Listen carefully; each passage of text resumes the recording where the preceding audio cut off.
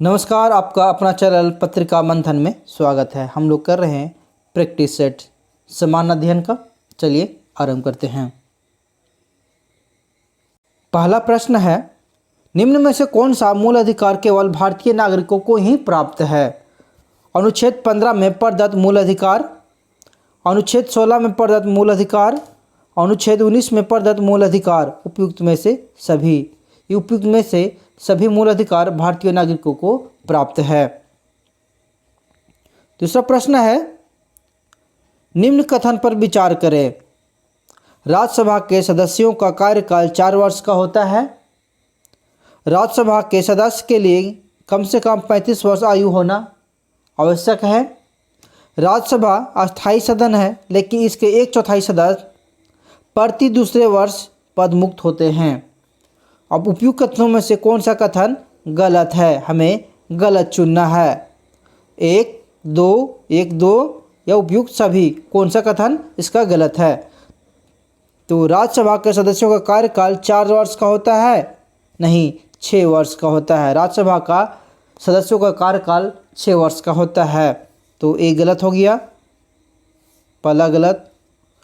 दूसरा बोलता है राज्यसभा के लिए सदस्य के लिए कम से कम 35 वर्ष आयु होना चाहिए, नहीं 30 वर्ष होना चाहिए, ये भी गलत हो गया।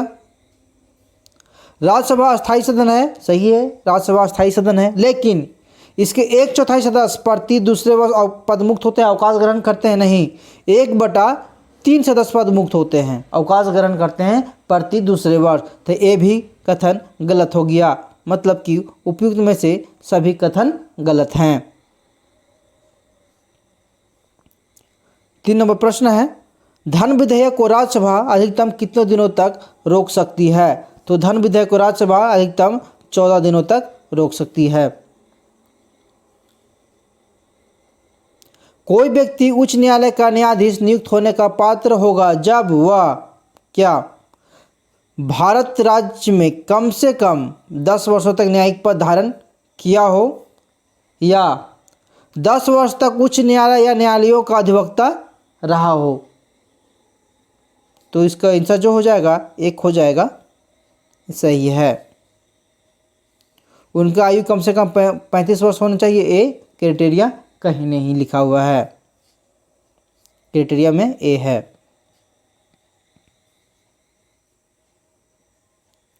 वित्तीय आपात उद्घोषणा का अनुमोदन करने वाले संकल्प सदन के दोनों सदनों द्वारा कितने माह के भीतर पारित होना हो चाहिए? जैसे राष्ट्रपति शासन लगता है, उसी तरह वित्तीय आपातकाल अभी तक तो लगा नहीं है, लेकिन जब लग जाएगा तो राज्यसभा और लोकसभा से कितने दिनों के अंदर पारित होना चाहिए? तो 2 माह के अंतर। 6 नंबर प्रश्न है, भारत में पहली बार केंद्र सरकार के विरुद्ध लोकसभा में अविश्वास प्रस्ताव कब लाया गया था? तो 1963 में लाया गया था। 7वां प्रश्न है, राज्य के नीति निर्देशक तत्वों के परिवर्तन के लिए किस अनुच्छेद में उपबंध किया गया है? तो अनुच्छेद 37 में उपबंध किया गया है। 8 नंबर प्रश्न है, चेलैया समिति का गठन किस वर्ष किया गया था? चेलैया समिति का गठन 1991 में किया गया था। नेक्स्ट प्रश्न है, निम्न में से किस क्रांति का संबंध कोको उत्पाद या चमड़ा उत्पादन से है? तो भूरी क्रांति का संबंध कोको उत्पाद या चमड़ा उत्पादन से संबंधित है। एक धन जो आसानी से विदेश से आता है लेकिन आसानी से चला जाता है, इस प्रकार को इसे कहा जाता है? इसे हॉट मनी कहा जाता है। 11 नंबर प्रश्न है, गन्ने का उचित और प्रासंगिक मूल्य FRP अनुमोदित करता है कौन? इसे आर्थिक मामलों पर कैबिनेट समिति द्वारा अनुमोदित किया जाता है। असहयोग आंदोलन में कौन सा कार्यक्रम शामिल नहीं था? सरकारी पदों का त्याग, सही है। विदेशी माल का बहिष्कार, ये भी सही है। अदालतों का वकीलों द्वारा बहिष्कार करना, ये भी सही है। सरकारी वाहनों से यात्रा करने पर प्रतिबंध, एक गलत है। तो इसमें शामिल नहीं है सरकारी वाहनों से यात्रा करने पर प्रतिबंध, कि डी आंसर हो जाएगा। दांडी मार्च की समाप्ति किस तिथि को हुई थी? तो 6 अप्रैल 1930 को दांडी मार्च की समाप्ति हुई थी। नेक्स्ट है, गांधी जी के जीवन काल में घटी निम्न घटनाओं का कालक्रम सही नहीं है। चोरा चोरी घटना 5 फरवरी 1922, द्वितीय गोलमेज सम्मेलन 7 सितंबर 1931, पूना समझौता 24 सितंबर 1932, भारत छोड़ो आंदोलन 23 मार्च 1942, एक गलत है। भारत छोड़ो आंदोलन 9 अगस्त था। 8 अगस्त को घोषणा किया गया था और 9 अगस्त से आरंभ हो गया था। सती प्रथा का उन्मूलन किया गया। 1829 के नियम 17 के द्वारा सती प्रथा का उन्मूलन किया गया।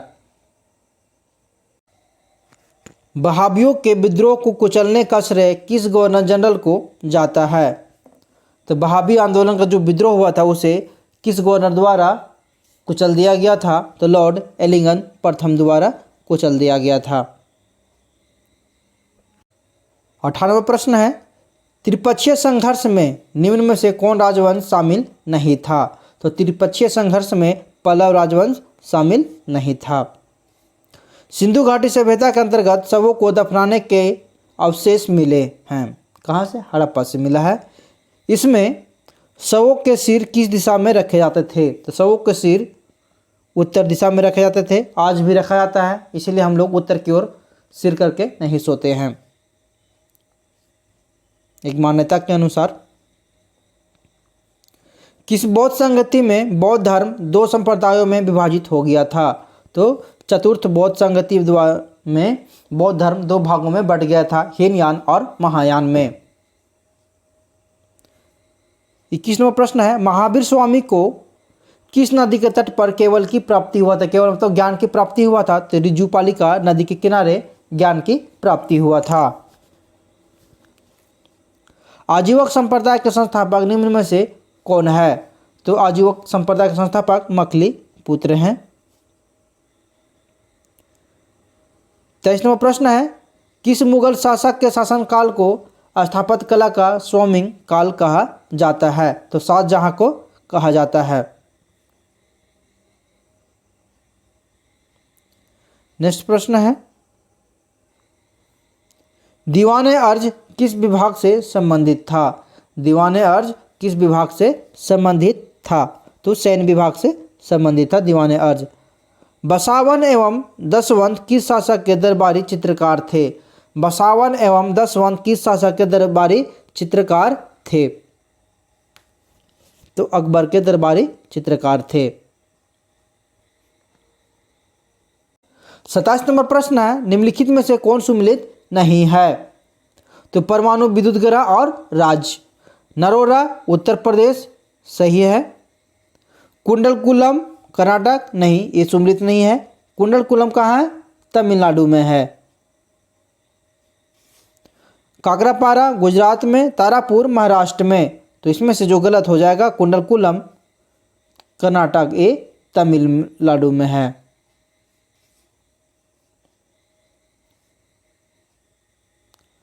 28वां प्रश्न है, 38वीं समांतर रेखा किन 2 देशों के मध्य स्थित है?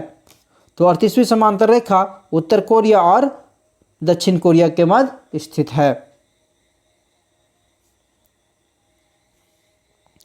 29वां प्रश्न है, निम्न में से कौन सा एक अच्छे ईंधन का गुण नहीं है? एक अच्छे ईंधन का गुण नहीं है। जलने पर ज़्यादा से ज़्यादा अवशिष्ट एवं हानिकारक गैसों का उत्सर्जन, ये अच्छे ईंधन का गुण नहीं है।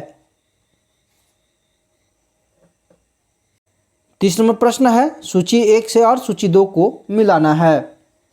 विटामिन B7, विटामिन B7 तो क्या है? बालों का झड़ना, विटामिन B7।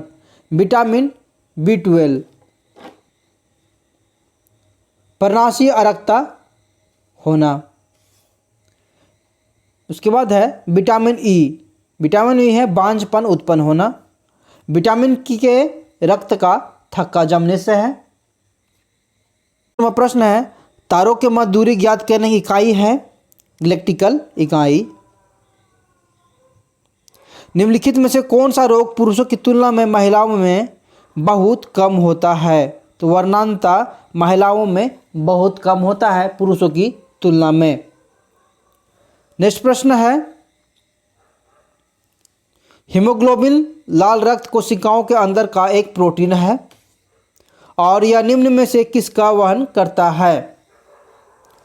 निम्न में से किसका वहन करता है? तो ऑक्सीजन का वहन करता है।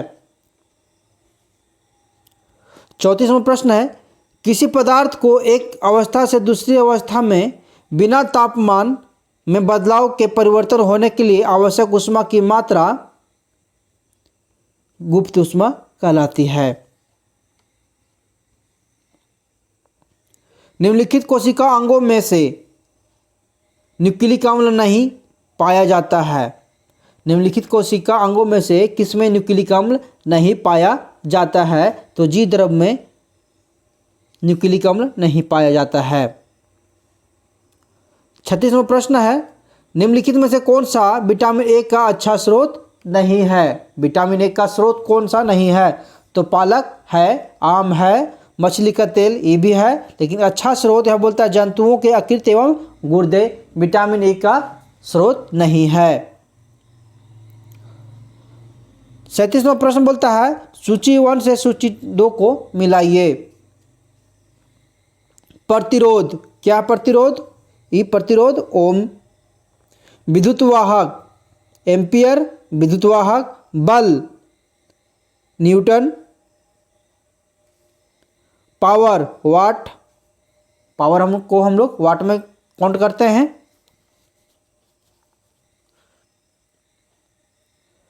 नेक्स्ट प्रश्न है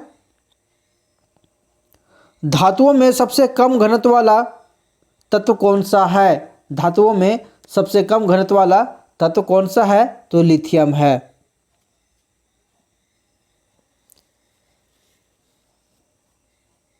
नेक्स्ट 39वां प्रश्न है प्राकृतिक रबर के बारे में निम्न में से कौन सा कथन सही है?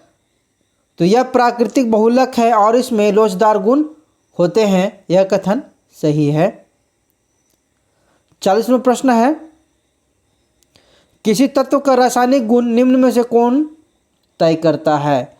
किसी तत्व का रासायनिक गुण निम्न में से कौन तय करता है?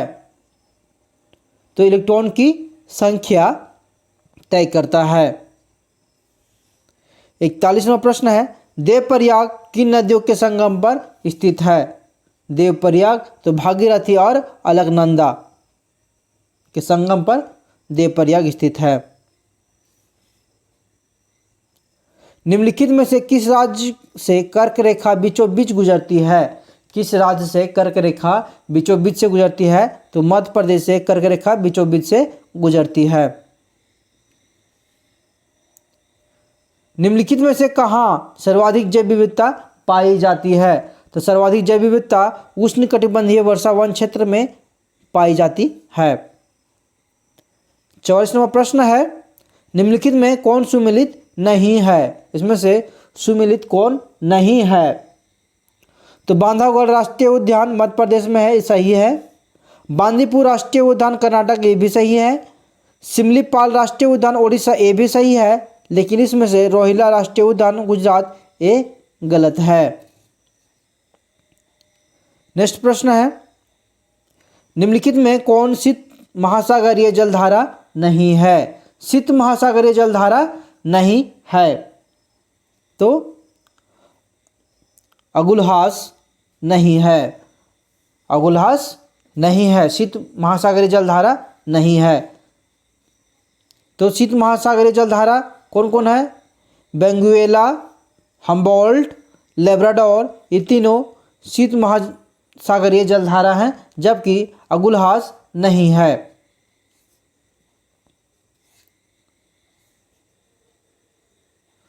छियालीसवां प्रश्न है निम्नलिखित में किस नदी को दक्षिण भारत की गंगा कहा जाता है? तो किस नदी को दक्षिण भारत की गंगा कहा जाता है? कावेरी नदी को दक्षिण भारत की गंगा कहा जाता है। प्रशांत महासागर क्षेत्र में रिंग ऑफ फायर किस लिए जाना जाता है? प्रशांत महासागर क्षेत्र में रिंग ऑफ फायर किस लिए जाना जाता है? तो भूकंप के लिए और ज्वालामुखी के लिए रिंग ऑफ फायर जाना जाता है प्रशांत महासागर में। तो इसका आंसर हो जाएगा 1 और 2 दोनों। ऑप्शन में 1 और 2 दोनों हो जाएगा। नेक्स्ट 48 नंबर प्रश्न है, निम्नलिखित में कौन सा ही सम्मिलित नहीं है? तकलामकान चीन सही है, थार भारत में ये भी सही है, आटाकामा चिली ये भी सही है, जबकि गिब्सन अफ्रीका में नहीं है। अफ्रीका में क्या है? सहारा है, सहारा मरुस्थल, ये गलत हो जाएगा, तो ये सम्मिलित नहीं है। प्रतिरोधात्मक एवं घर्षणात्मक बेरोजगारी है क्या? प्रतिरोधात्मक और घर्षणात्मक बेरोजगारी है व्यवसाय रोजगार परिवर्तन की प्रक्रिया के दौरान श्रमिक व्यक्ति का कुछ समय के लिए बेरोजगार होना। बोलता है प्रतिरोधात्मक एवं घर्षणात्मक बेरोजगारी व्यवसाय बेरोजगार परिवर्तन की प्रक्रिया के दौरान श्रमिक व्यक्ति का कुछ समय के लिए बेरोजगार होना प्रतिरोधात्मक एवं घर्षणात्मक बेरोजगारी है। 50वां प्रश्न है, न्यूनतम समर्थन मूल्य एमएसपी के बारे में निम्नलिखित कथनों पर विचार करें। न्यूनतम समर्थन मूल्य आर्थिक मामलों की मंत्रिमंडलीय समिति द्वारा प्रस्तावित की जाती है। दूसरा है, न्यूनतम समर्थन मूल्य कृषि लागत एवं मूल्य आयोग द्वारा अनुमोदित की जाती है। नीचे दिए गए कोड का उपयोग करके सही उत्तर चुनें। सही उत्तर को चुनना है। तो न्यूनतम समर्थन मूल्य आर्थिक मामलों की मंत्रिमंडलीय समिति द्वारा प्रस्तावित की जाती है, यह सही है। न्यूनतम समर्थन मूल्य कृषि लागत एवं मूल्य आयोग द्वारा अनुमोदित की जाती है, यह भी सही है। इसका आंसर हो जाएगा सी 1 और 2।